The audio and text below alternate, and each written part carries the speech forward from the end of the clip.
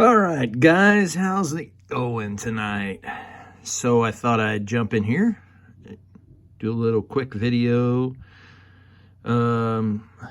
just basically going over my under 1,000 group build progress, and then I'm going to go over some shop cards. I'm going to do that first, and then I saw a post on a forum, and I want to talk about it a little bit. It was one of my learning curves, and hopefully you can learn from one of my mistakes, but we'll get to that in a second. So first off, we got shop cards. So my buddy Jeff at Jeff's Model Garage, he sent out some stickers, and he sent out his card, which I think is the funniest thing I've ever seen. I think is concentrate on the little things while he's sleeping on a book of model instructions there. And then give me some stickers. I like this. I didn't build it hoping for your approval. I built it because it meets mine. Ain't that the truth? And of course, Jeff's trademark, Jeff's Model Garage.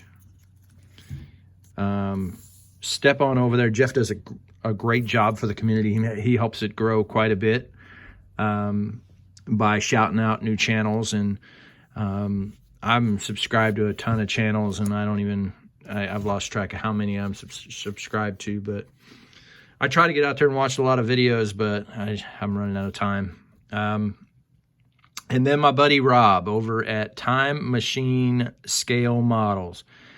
So Rob's the one of them hosting this, and Rob likes to build these kind of hot rod-ish, I'm going to say hot rod, street rod kind of builds, and he does a really good job, and he does a really good job with his channel. So step on over to Rob at Time Machine Scale Models, and there's his email address if you want a shop card. And then, of course, I've got my own shop cards. If you guys want one, don't hesitate to reach out to me. My email address is in the About section on my channel. So let's get this stuff out of the way. Yeah, just shoot me an email, and then let me know your address, and then I'll shoot you a card. I got 100 of them, so there's plenty. All right. Let's do update on the build, under 1,000 group build. So got some paint on the frame, and I'm going to try to get this out of here. Maybe. There we go. Here's the motor. Block is in body color. And I did a bunch of alclads on here. I love doing that, just to show different colors and different textures on the engine. It just makes the engine look a little bit more realistic. I'll be wiring this up. So that's that. Here's the frame, and I've got the rear end in. Tires aren't glued on, so one of them's already fallen off, but here's the rear end. What I did on this is I basically painted it all black, and then I taped off, and then I painted the rails an AK Extreme dark aluminum, and it turned out great. Love AK Extremes. It gives you a better finish than Alclads, in my opinion, but to each his own. And then the wheels will just go back on like that, and I'll get the old interior done, and we're really not that far away. And then here's the body. I did the body in primer. This is a Splash primer, one of my favorite paints, Splash. If it's not my favorite, it's probably up there top 2, I'd say. But I don't know if you can see it. I still got work to do. So if you see that little line that came out, yep, That's ghost line.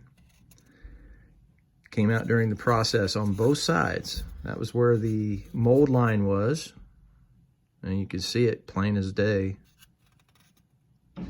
And I did all the steps, but sometimes you just can't help it. It just happens. So you just got to stay on top of it.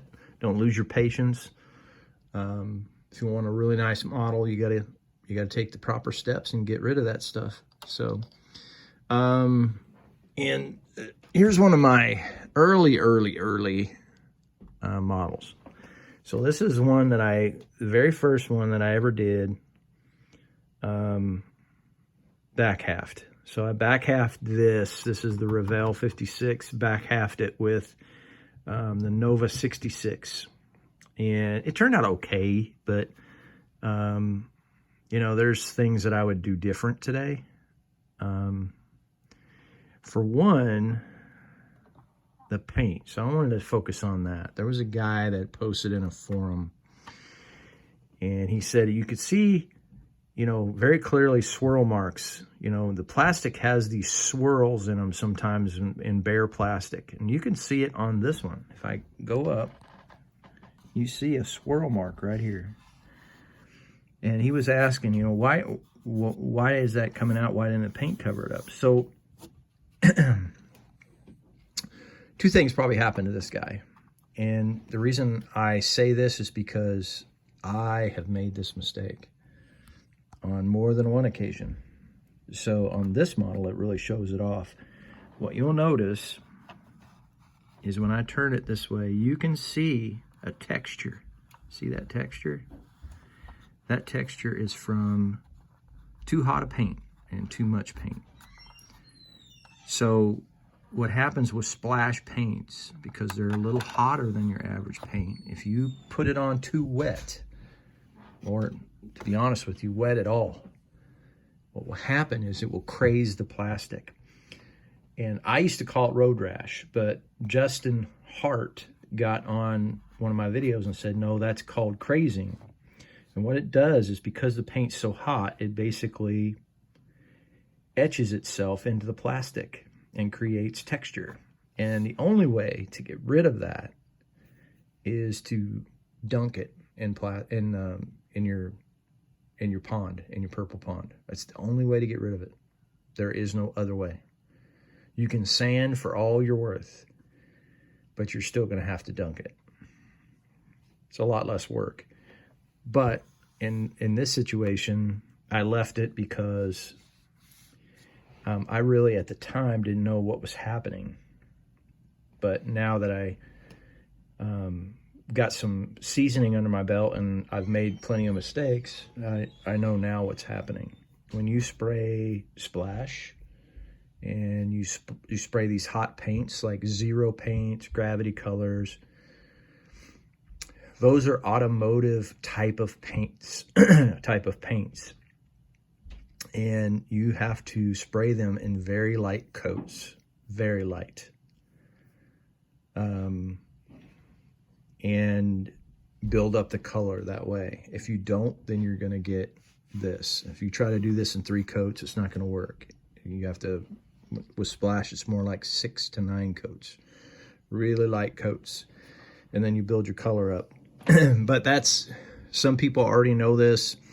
And if you have more experience than I do and you've got something that you want to add to this conversation, then please do in the comment section. But I just wanted to share that because when you graduate to these types of paints, it's a learning curve, and and it'll bite you. But that's part of learning. I had a guy in the military. He was my NCOIC. He told me that he had a saying. He said, the road to success is paved with failure. And ain't that the truth? You got to fail to succeed. And this is one of my failures. So I hope you guys have a good night. That's all I got tonight. And I'm going to keep on plugging on. I'm going to do some plug wires next for the engine. Get the engine buttoned up. get that in the car, and then what I'll have to do is I'll have to cut out the hood for the opening, and then we'll move on. All right, guys, have a good night. It's Terry. I'm out.